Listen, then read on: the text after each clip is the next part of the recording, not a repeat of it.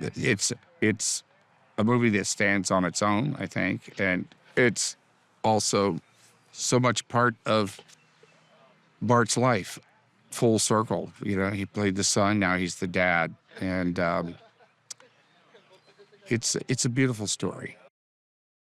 I basically just showed up here. You know, the part I could feel Arthur, and it was very dear to me. You know, even though I never met him, he was a real person. And you know, Bart was on the set. In fact, when we were shooting the first one, and it was like Arthur did some awful things uh, as a dad. You know, out of ignorance, out of what maybe he was chained to his past, or, just this thing that keeps going through generations. But he broke that chain.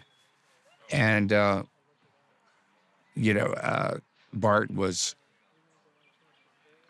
had a generous spirit to accept that too. It was a tough thing for Arthur to break that, the kind of behavior that he had. And it was a tough thing for Bart to accept it, I think.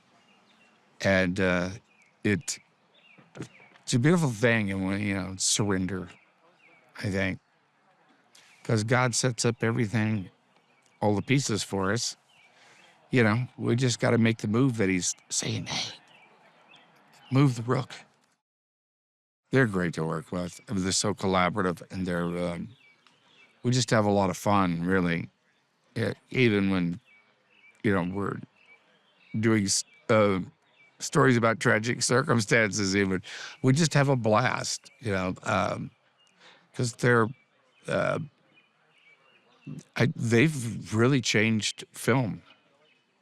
Those Irwin brothers, they have, they've just about single-handedly brought faith films and faith-adjacent films to uh,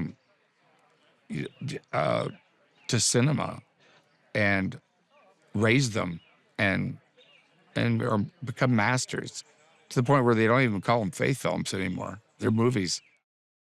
Well, of course, everybody's heard that song, and you can't hear I Can Only Imagine and Not Be Touched, and think of yourself.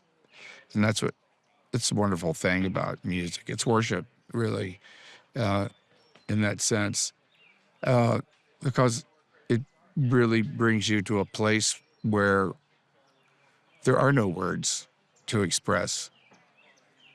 You can feel its presence, but you, with music, it's the vibration that you can point at but can't quite express with words.